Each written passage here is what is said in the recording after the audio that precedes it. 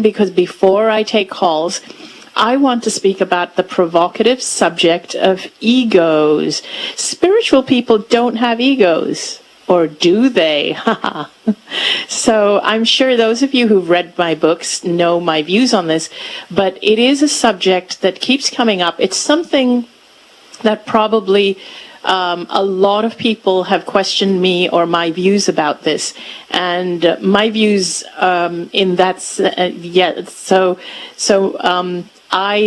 I don't share the same views as many spiritual teachers or many people, because I grew up with one set of views, but after almost dying, it completely changed.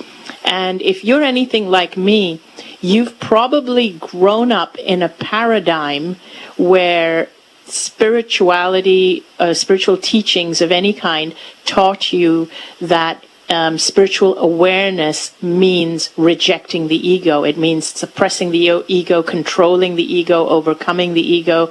You probably grew up in a paradigm that taught that, because I certainly did.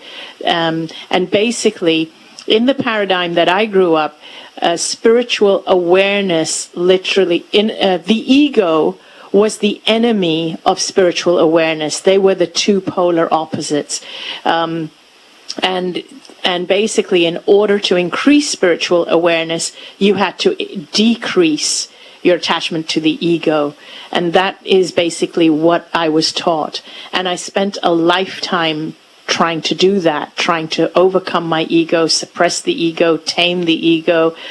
And interestingly, it wasn't always easy. So let me tell you a little bit more about what I feel about the ego. And it only took death for me to really understand it. And, you know, my understanding keeps evolving, but it only took death for me to have a completely different perspective. And I want to also mention something here, and just interject, is that if you go through something that changes your perception of life, let's say you have a near-death experience, a spiritual awakening, or something, whatever it is, that completely changes your perception of life. From that moment on, your perception may be changed, but it's not stagnant. It doesn't mean your perception doesn't continue to grow or evolve. So when you have an awakening, the thing that I sometimes ask people to caution about is what we have a tendency to do is to believe that what we felt or understood in that awakening, that's it. That's the be-all and end-all. And so we then hold on to that.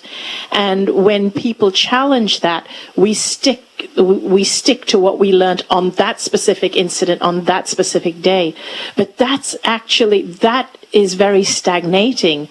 And the way that I prefer to look at it is that having something that happens to you that completely changes your perspective, all it does is it takes you to a different point and gives you a new beginning, a new starting point.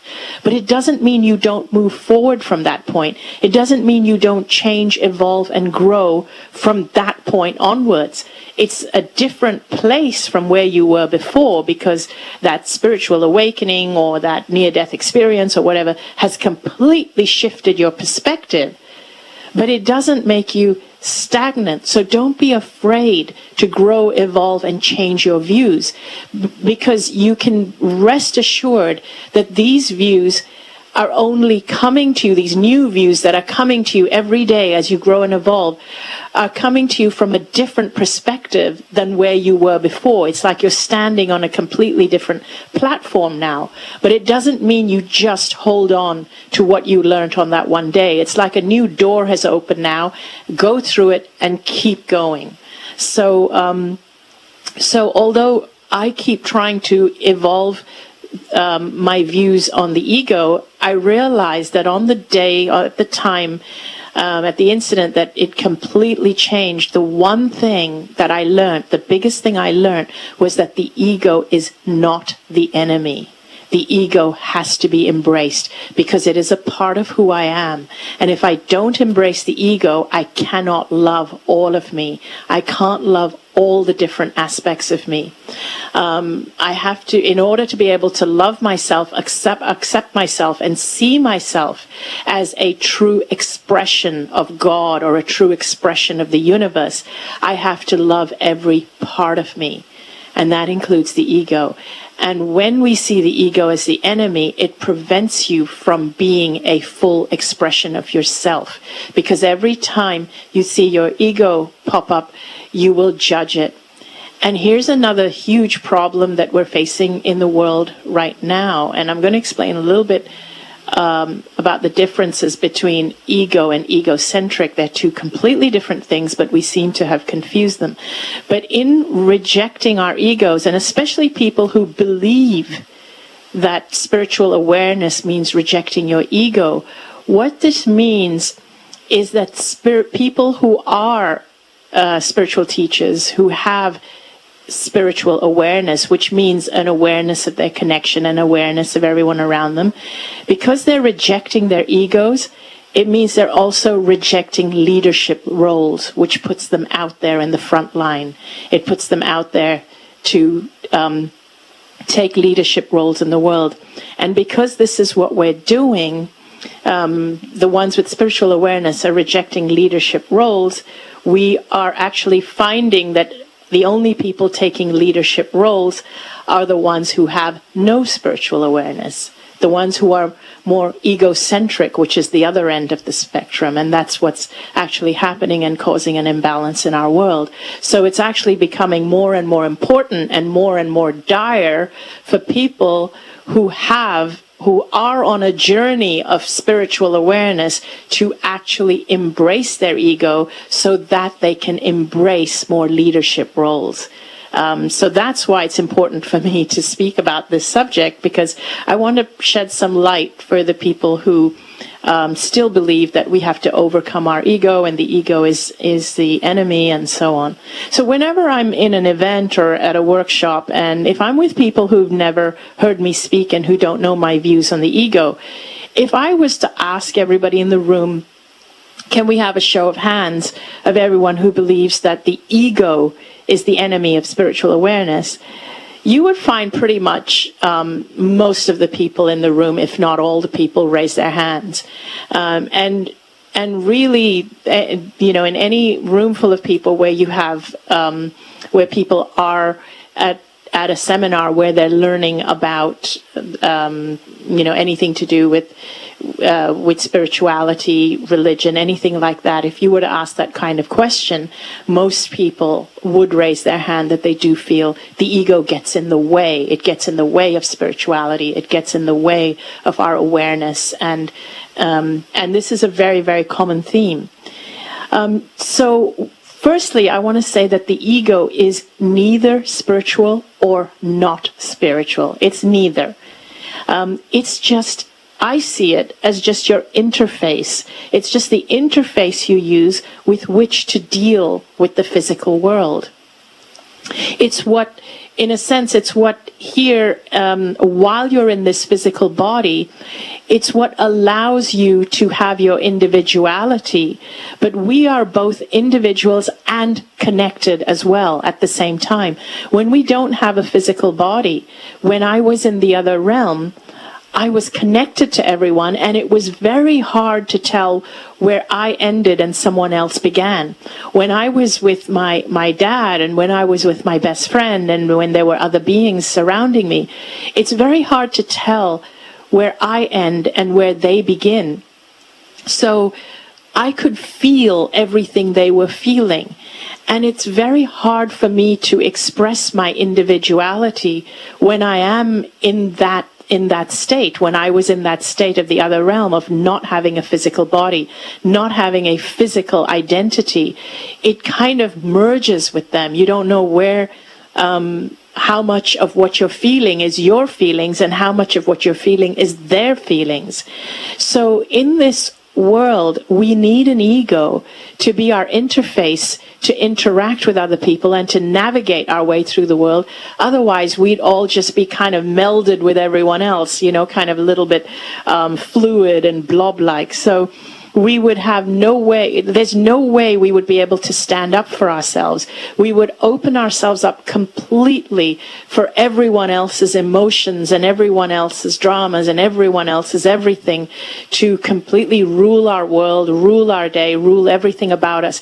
And this doesn't work unless everybody, every single person around us has no ego, has no interface. And that only happens when we die. That only happens when we're on the other side.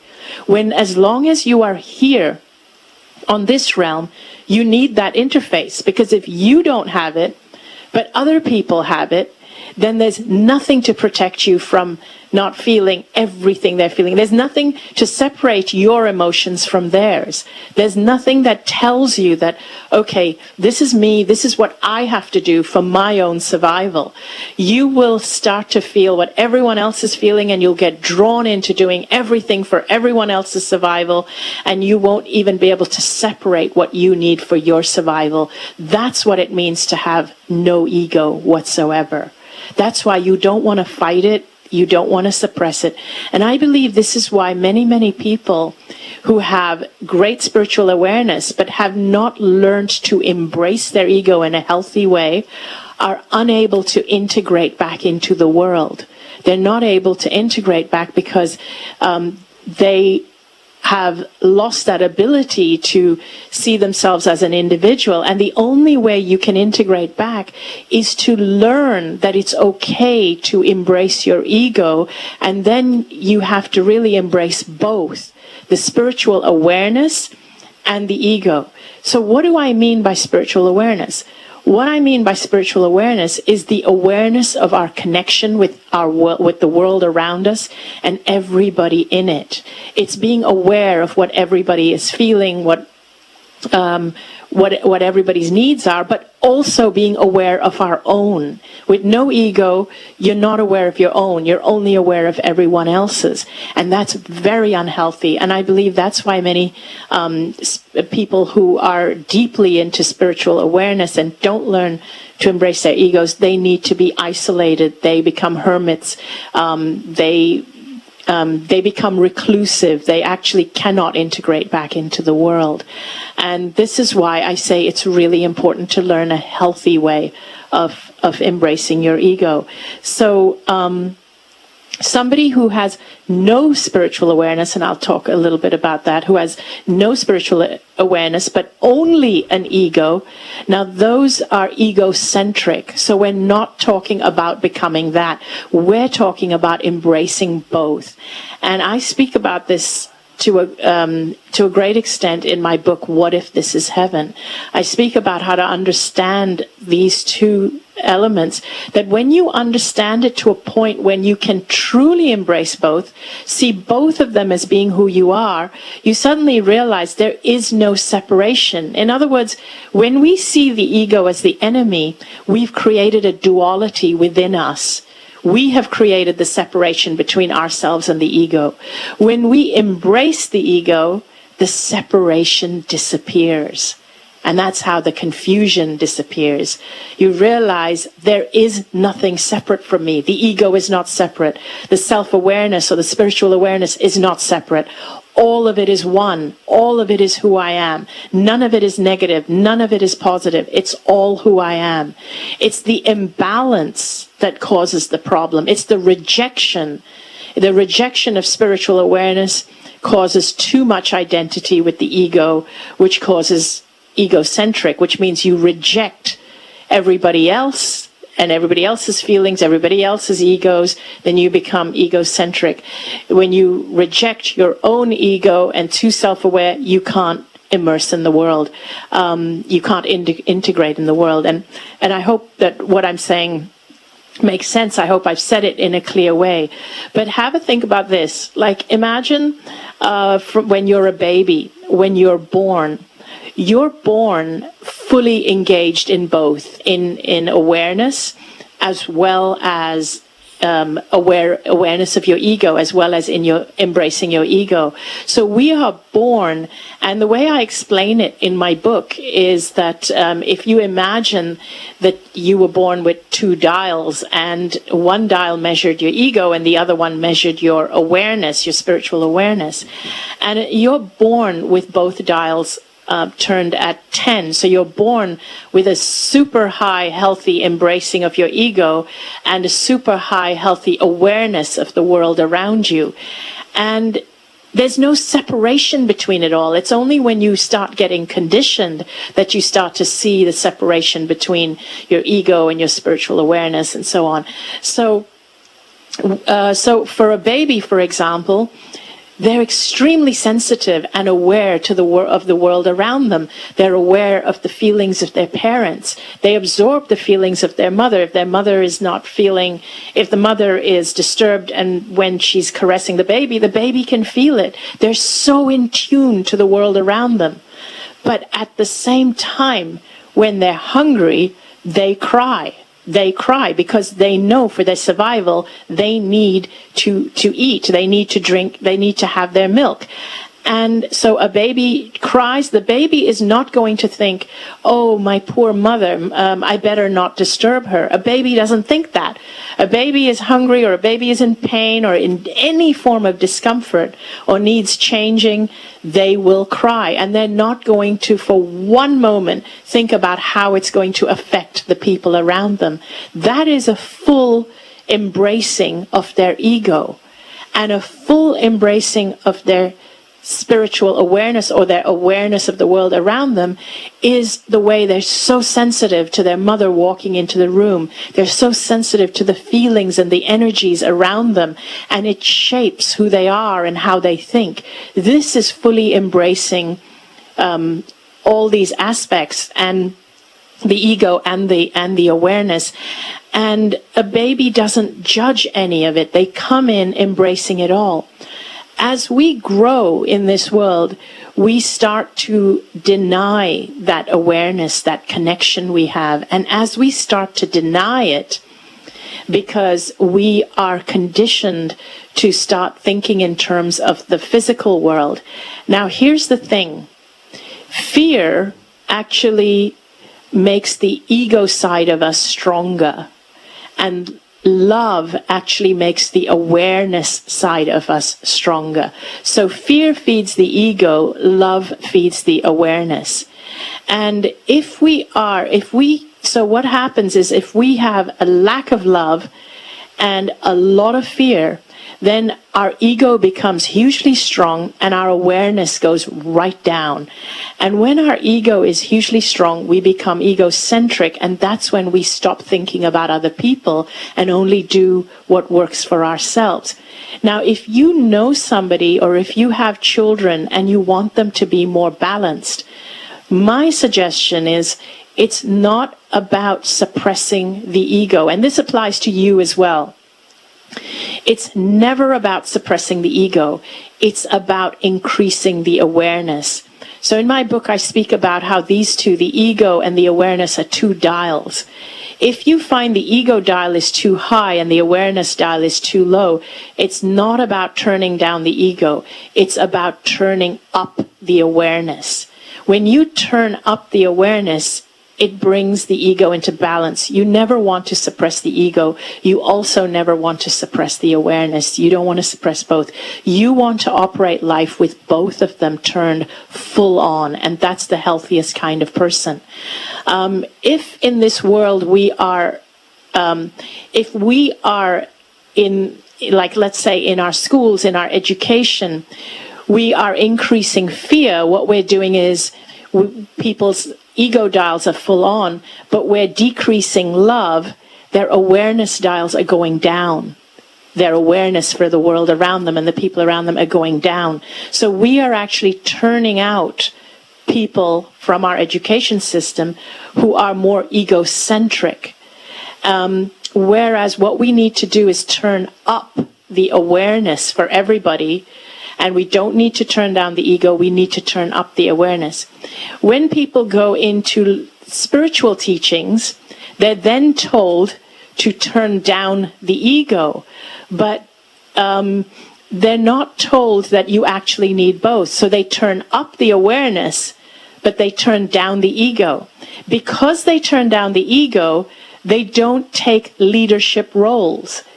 Because you need an ego to be able to see that my message is needed in this world. So you need that identity, me, my message is needed in this world. So for me, this is a plea to anybody out there who believes that your message is needed in the world. Embrace your ego, go out there and share it. Because what we're seeing in the world today is a complete imbalance of people without the awareness, without the spiritual awareness, who are taking on leadership roles. And we're seeing people with the spiritual awareness who have dialed down their ego so much that they're shying away, and instead everybody is kind of reeling in the effects of the imbalance that we're feeling right now. And I've noticed that women in particular have been conditioned and trained more so not to be egotistical. And I hate that term about don't be egotistical.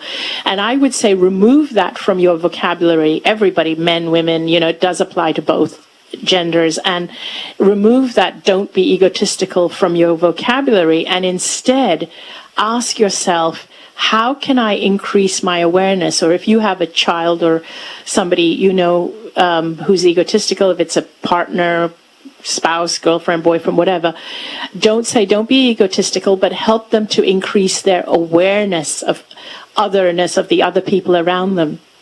So what do I mean by that, about increasing awareness?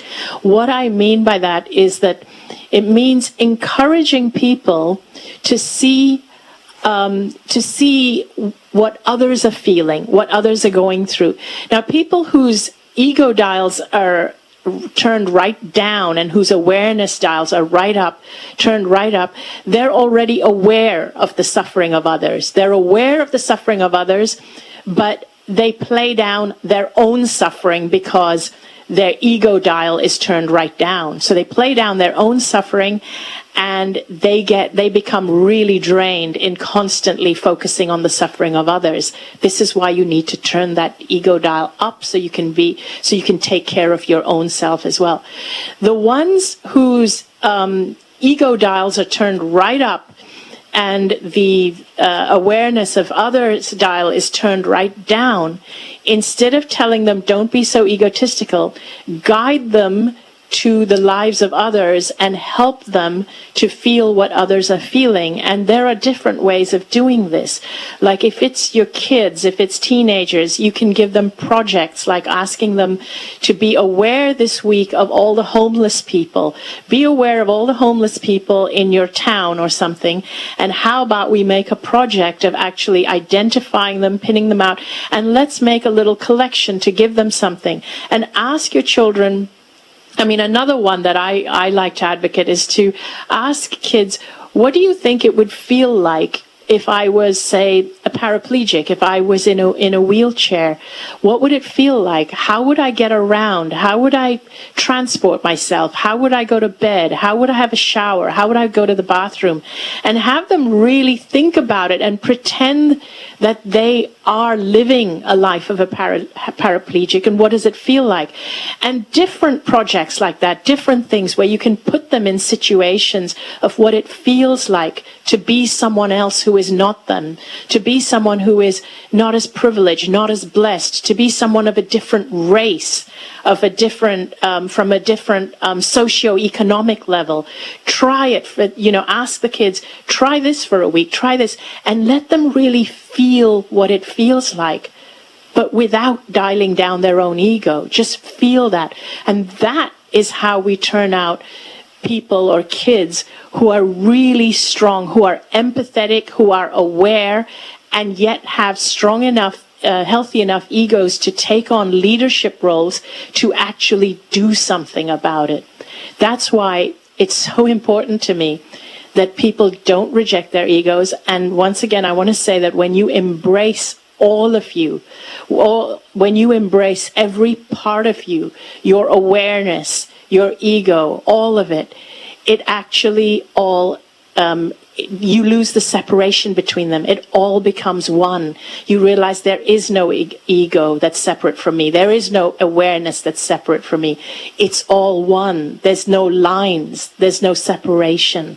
And that to me is what's really important, is getting to that point and realizing that there is no separation and that I have to love all of myself.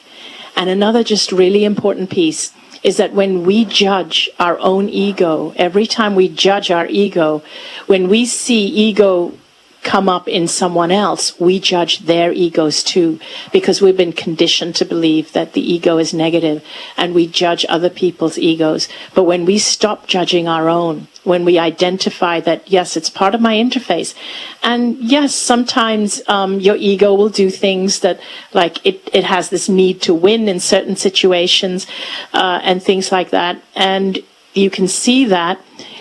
If you don't judge it, it becomes easier to see these things and to overcome them. And when you see that, don't beat your ego up. Don't suppress it. Don't push it down. Ask yourself this question: how can I increase my awareness more? How can I increase my awareness? How can I see it from the other person's point of view? So it's not about judging your ego. It's not about pushing it down. It's not about suppressing it. It's always about increasing the awareness.